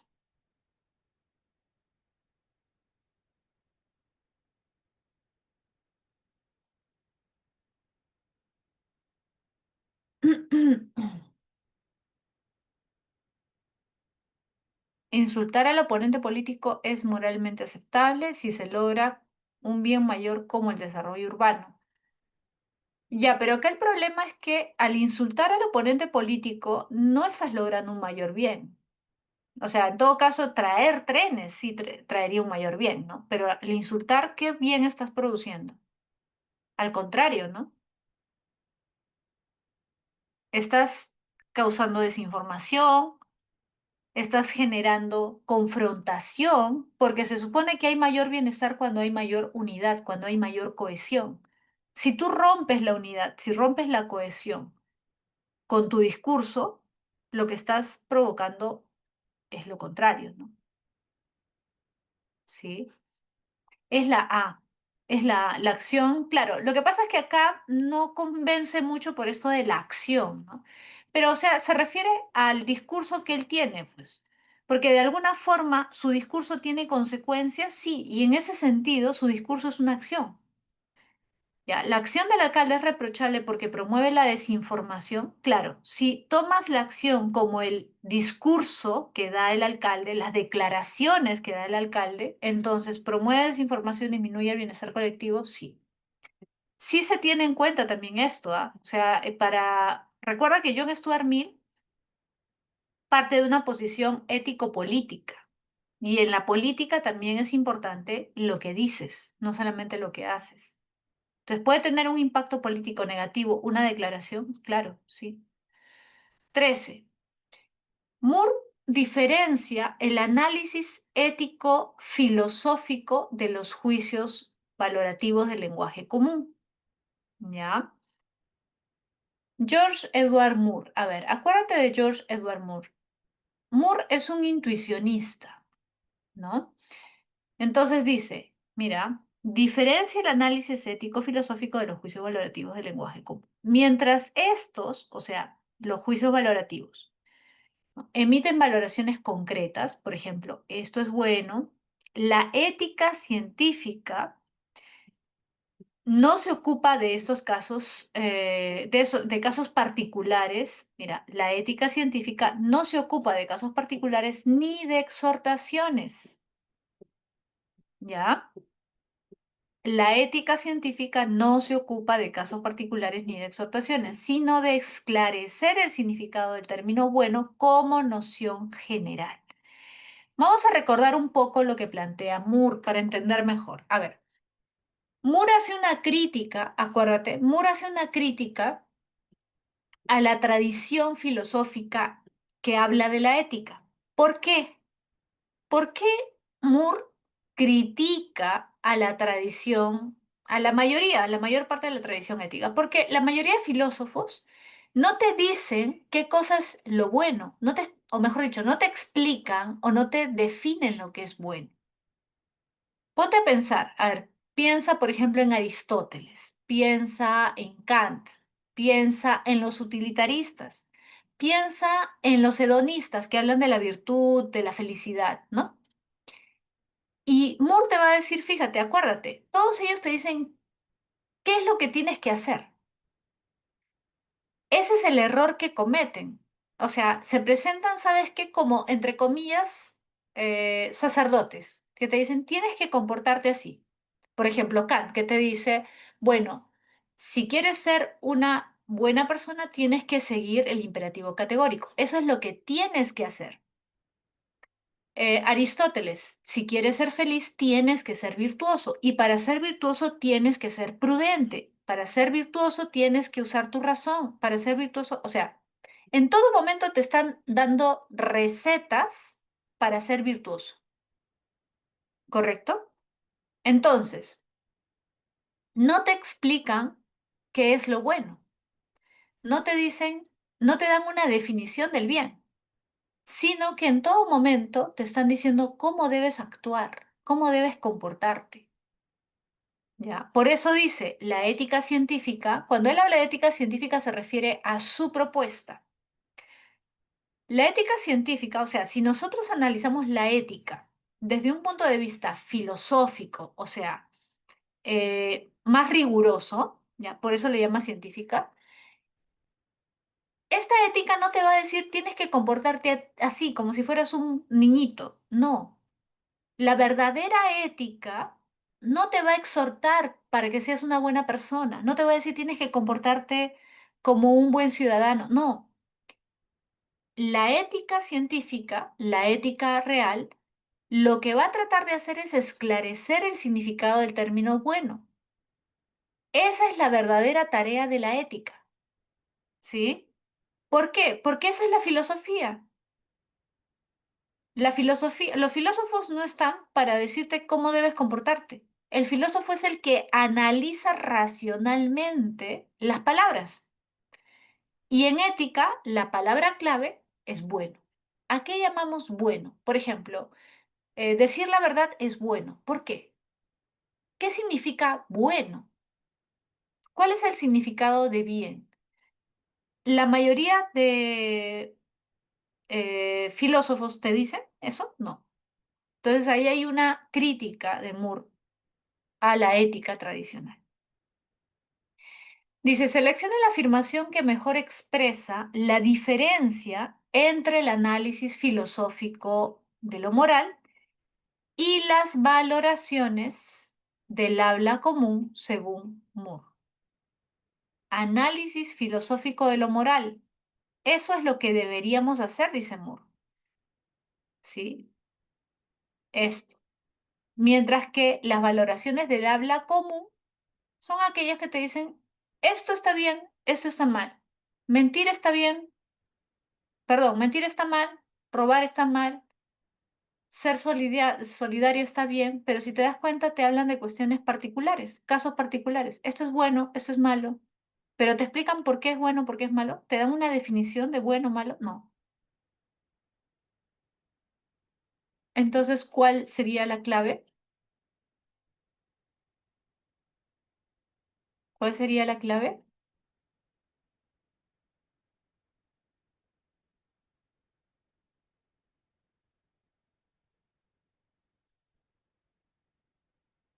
La A es la clave. Evita emitir juicios particulares y se analiza el significado general del bien. General. Por eso justamente dice, no se ocupa de casos particulares. No. Se busca comprender lo bueno como una noción general. ¿Correcto? General. ¿Ya? La C también se parece un poco, ¿no? Privilegia el análisis conceptual sobre el uso práctico del lenguaje moral. Sí, también, o sea, si no fuera la A, podría ser la C, pero me parece que el término, o sea, los términos que usan la A, esto de los juicios particulares, significado general, es más adecuado con lo que plantea Moore, ¿ya? Es más adecuado con lo que plantea Moore. Hay un cierto análisis conceptual en la C, sí, o sea, sí se refiere a eso, pero me parece que el término no es tan adecuado. El término no es tan adecuado. Pregunta 14.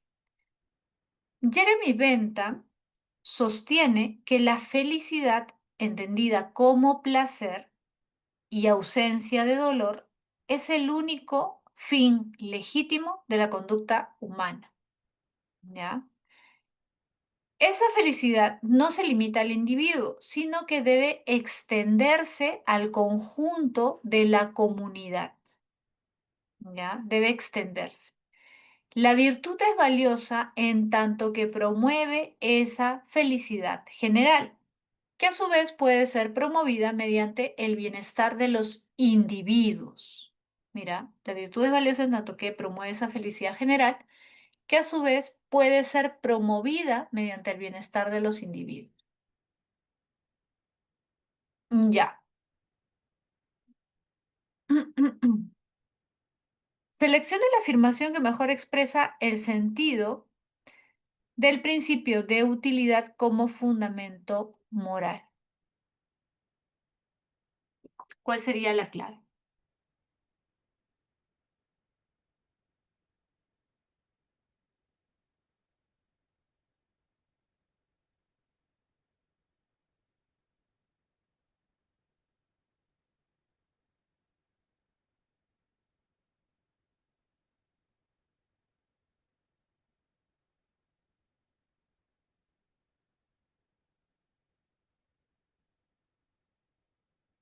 A ver, Marianela dice la E, la búsqueda del placer inmediato garantiza el bien común de forma natural. ¿Están de acuerdo? A ver, voy a marcar lo que ustedes me están diciendo, ¿ya? La búsqueda del placer inmediato garantiza el bien común de forma natural.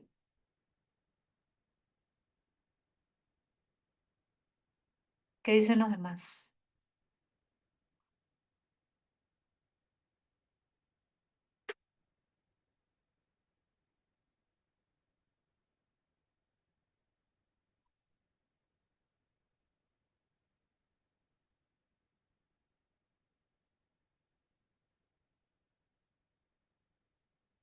Mira, la felicidad entendida como placer y ausencia de dolor es el único fin legítimo de la conducta humana. Es decir, nuestra acción, nuestras acciones solo se justifican, ¿sí? Solo se justifican en la medida, o sea, pueden ser consideradas buenas en la medida en que estamos buscando con estas acciones la felicidad. La felicidad entendida como placer y ausencia de dolor, ¿correcto? Por eso dice, esta felicidad no se limita al individuo, sino que debe extenderse al conjunto de la comunidad. Claro, cuando hablamos de felicidad no hay que pensar solo, ojo, no es que no sea, no hay una felicidad individual, sí hay, pero digamos que no hay que pensar solo en la felicidad individual, sino que también podemos pensar en la felicidad colectiva, ¿correcto?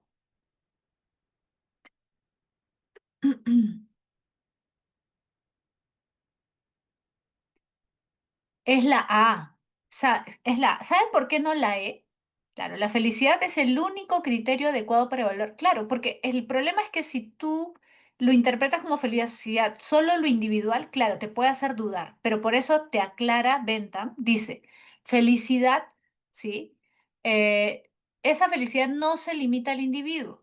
Si se limitara al individuo, ahí sí podrías dudar. Pero dice, no se limita al individuo, sino que se extiende al conjunto de la comunidad. ¿Por qué no la E? La búsqueda de placer inmediato garantiza el bien común de forma natural. La búsqueda de placer inmediato. A ver, ¿qué pasa si a mí me da placer comerme un pollo a la brasa? Ese sería un placer inmediato, ¿correcto? O me da placer tomarme un litro de Inca Kola helada en verano. ¿Eso garantiza el bien común de forma natural? ¿Mm? No, pues. No garantiza. ¿Correcto? Claro. Sí, no garantiza, porque inmediato significaría que solo sería algo individual y lo individual no garantiza el bien común. No, por eso no es la E. ¿Ya? Pregunta 15. A ver, dice, seleccione la afirmación que mejor articula la relación entre virtud y felicidad según el texto. Seleccione la afirmación que mejor articula la relación entre virtud y felicidad según el texto.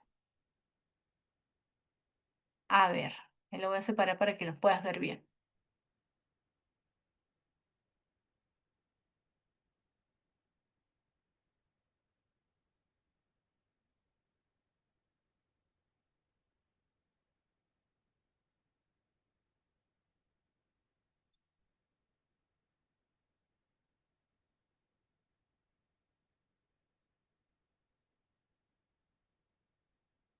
La E, correcto. Ahora sí, la E, la virtud es un medio valioso cuando contribuye a la felicidad colectiva. Correcto. Muy bien. Perfecto. Vamos a la 16. A ver. Kant formuló la ley moral como un imperativo categórico, es decir, una norma válida en todas las circunstancias, independiente de deseos o consecuencias.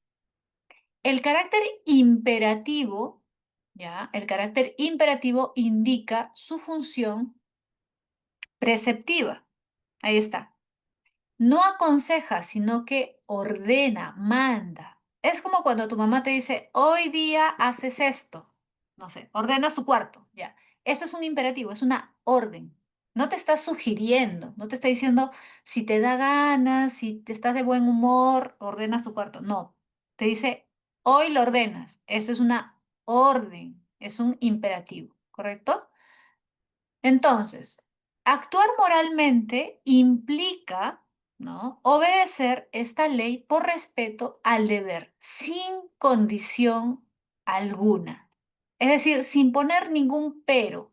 Lo hago, pero solo si me beneficia. Lo hago, pero solo si voy a recibir alguna recompensa. No, sin condición, de forma desinteresada, ¿te acuerdas? Entonces, a partir de ello se afirma que, a ver, ¿qué se puede afirmar?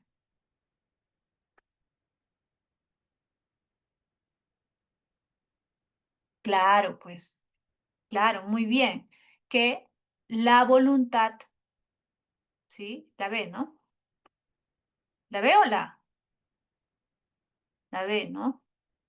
Sí. A partir de ello se afirma que la voluntad es moral cuando se orienta por imperativos categóricos y no por reglas condicionadas al interés. Correcto. Muy bien.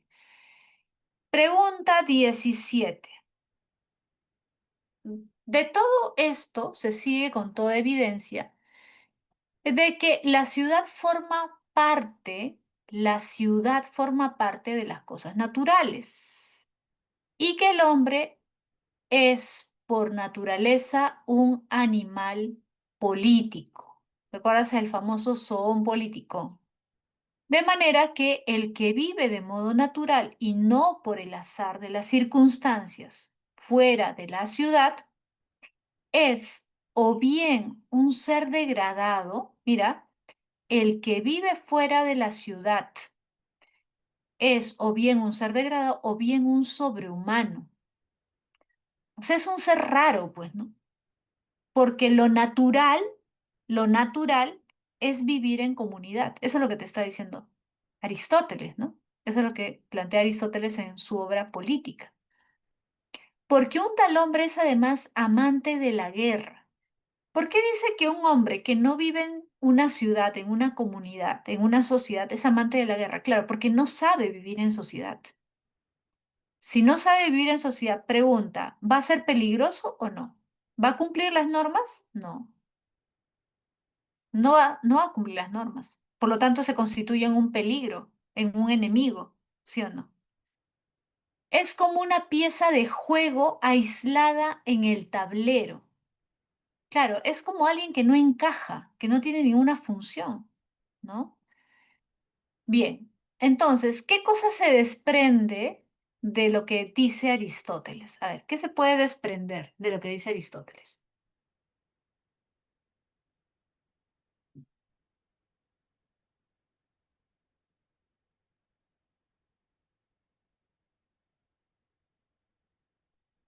Que dicen claro,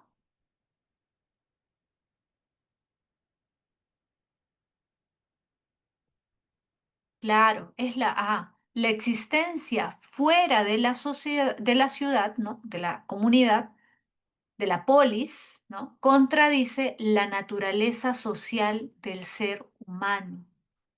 Por eso es que un hombre que no vive en sociedad es, como dice él, como un amante de la guerra, ¿no? Es alguien que no cuadra, que no tiene una función, que no, como que no tiene un sitio, ¿no? En el mundo.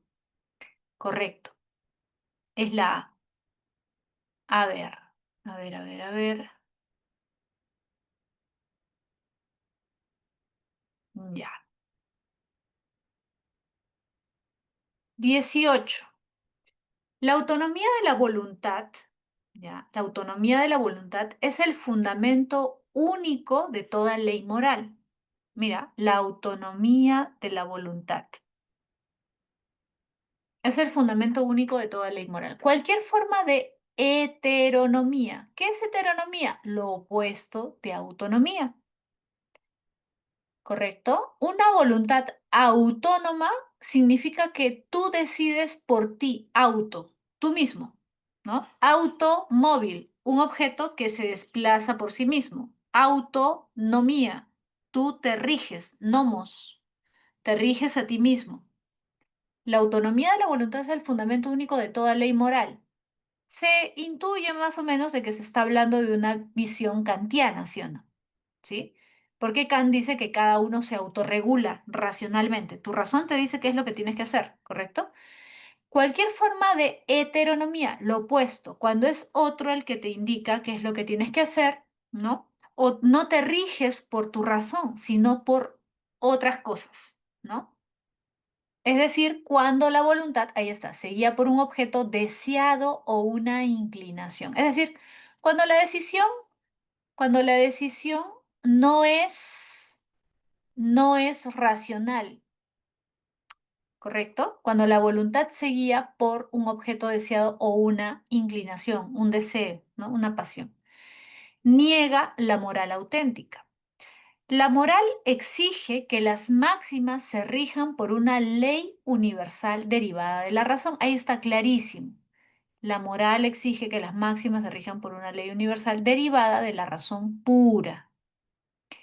Esta capacidad de autolegislación, ahí está, esa es la autonomía, pues. Autolegislación es la libertad en su sentido positivo, mientras que la mera independencia de la voluntad frente a condicionamientos externos representa la libertad en su sentido negativo. Mira, sentido positivo, sentido negativo. Vamos a poner un ejemplo para que se entienda mejor.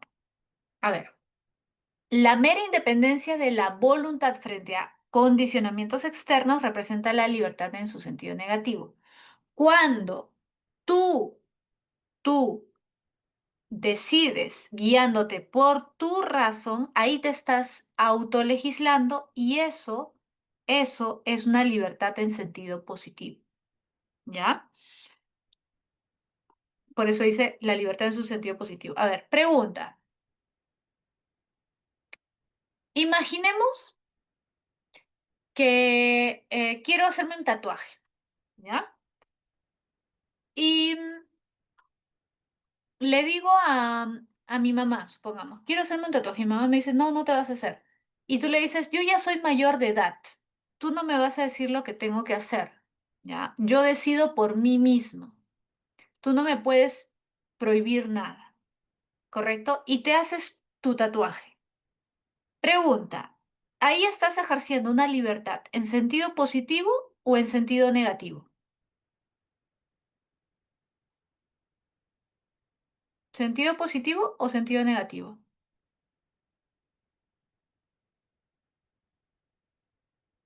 Negativo.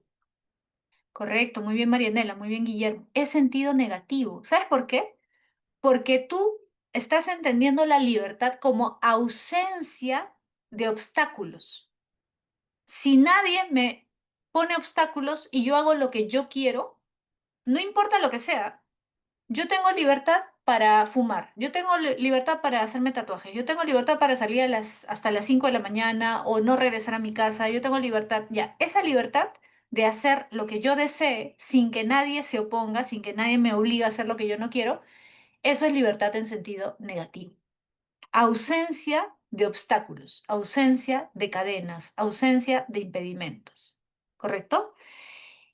Sin embargo, libertad en sentido positivo es un poco más complejo. ¿Por qué? Porque la libertad en sentido positivo no significa que tú hagas lo que quieras, sino que tú te regules a ti mismo. Autolegislación. Entonces, Kant te diría, tú eres verdaderamente libre no cuando haces lo que quieres, sino cuando le haces caso a tu propia racionalidad. Cuando actúas como un ser racional, ahí eres verdaderamente libre. Para Kant, ¿eres libre si consumes drogas? No. En el fondo eres esclavo, ¿o no? En el fondo eres un esclavo porque no sabes controlar tus deseos o tus pasiones o eres demasiado débil, ¿no? Actúas de manera irracional. Para Kant no serías un ser libre, aunque tú creas que eres libre, ¿correcto? Eso es importante, eso es sentido positivo, sentido negativo de libertad, porque te hace notar que hay distintas ideas de libertad. Y en filosofía política, recuerda que eso es importante. En filosofía política, no todos tienen la misma noción de libertad. Por ejemplo, los liberales tienen esta noción de libertad en sentido negativo. Que nadie me diga cómo debo vestirme, cómo debo comportarme, con quién debo salir. Básicamente sentido negativo. Pero el republicanismo, por ejemplo, Rousseau, Maquiavelo, Aristóteles también de alguna forma, los griegos tienen una visión de libertad en sentido positivo, ¿no? O sea, actuar racionalmente, eso es ser libre, no actuar como se me venga en gana, ¿no? Bien, entonces, en definitiva, la ley moral expresa la libertad de la razón práctica y solo obedeciéndola se alcanza una voluntad verdaderamente moral. Entonces, a partir del texto puede sostenerse que el principio fundamental de toda moralidad es, a ver, ¿cuál es? Correcto, muy bien, correcto. La autonomía de la voluntad que se autolegisla conforme a la razón. Eso es Kant, ¿no? Todo esto es una visión kantiana, ¿no? Muy bien. Pregunta 19. Según el texto, la libertad en su relación con la moralidad se entiende como, a ver, ¿cómo se entendería?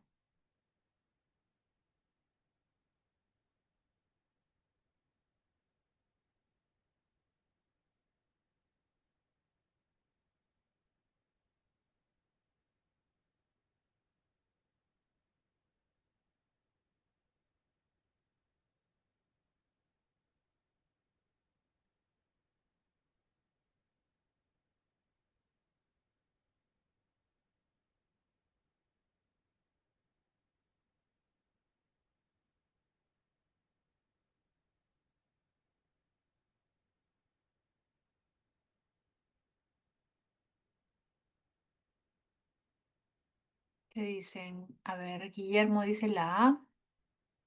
¿Qué dicen los demás? Ya nos falta poquito.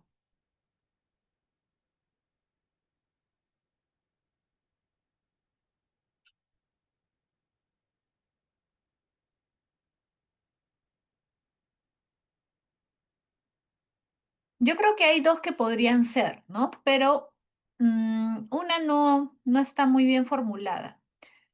A ver, la A dice condición formal de las máximas cuando éstas se someten a una ley universal. A ver, ¿eso es correcto? Desde la visión kantiana, el texto te plantea una visión kantiana, ¿no? Condición formal de las máximas cuando éstas se someten a una ley universal. Es decir, obedecerlas como un imperativo categórico, ¿sí o no? ¿Sí? Ese es correcto, claro. Ahora, B, fundamento último de la voluntad cuando estas decide inclinaciones. ¿Inclinaciones? No. Inclinaciones tiene que ver con deseos. No. C, negativa cuando rechaza leyes externas pero carece de autolegislación. ¿Sería negativa? No, porque más bien lo que plantea Kant es una visión de la libertad positiva. D, forma pura y formal que solo impone contenido moral al apartarse del deseo. Podría parecer, pero el problema es que acá dice forma pura y formal. ¿Forma pura y formal? No, no es correcto esa expresión, ¿no? La clave es la A. La clave es la A. Claro, porque la ley se debe cumplir como una máxima, por eso dicen las máximas, como una orden. A eso se refiere la máxima, ¿correcto? Y pregunta 20, a ver. Marco es un político íntegro que forma parte del gabinete de una presidenta peruana investigada por corrupción. Si bien no ha participado en actos ilícitos, conoce hechos que comprometen la legitimidad del gobierno. Su cargo le permite influir positivamente en ciertas políticas, pero al mismo tiempo lo obliga a guardar silencio sobre decisiones que considera éticamente reprobables. Se debate entre la lealtad institucional y su conciencia moral, enfrentando un dilema en el que su deber parece entrar en conflicto con las consecuencias de sus actos. Desde una perspectiva kantiana, ¿cuál sería la opción moralmente más coherente para Marco? Claro, correcto, casa, renunciar y denunciar cumpliendo con el deber moral de actuar según principios que puedan ser universalizados. Correcto, muy bien. Muy bien, chicos. Perfecto. Gracias, chicos, a todos. Ya estamos en la hora. Gracias por participar. ¿Han estado bien? tienen los conocimientos, solamente hay que reforzarlos. Nos ha permitido repasar algunas cosas, hablar de algo, algunas otras cosas que no habíamos tenido tiempo de ver en las clases, así que nos ha servido, creo, a todos. ¿Sí? Ya nos estamos viendo la próxima semana. ¿Sí? Cuídense mucho. Un abrazo. Nos vemos, chicos.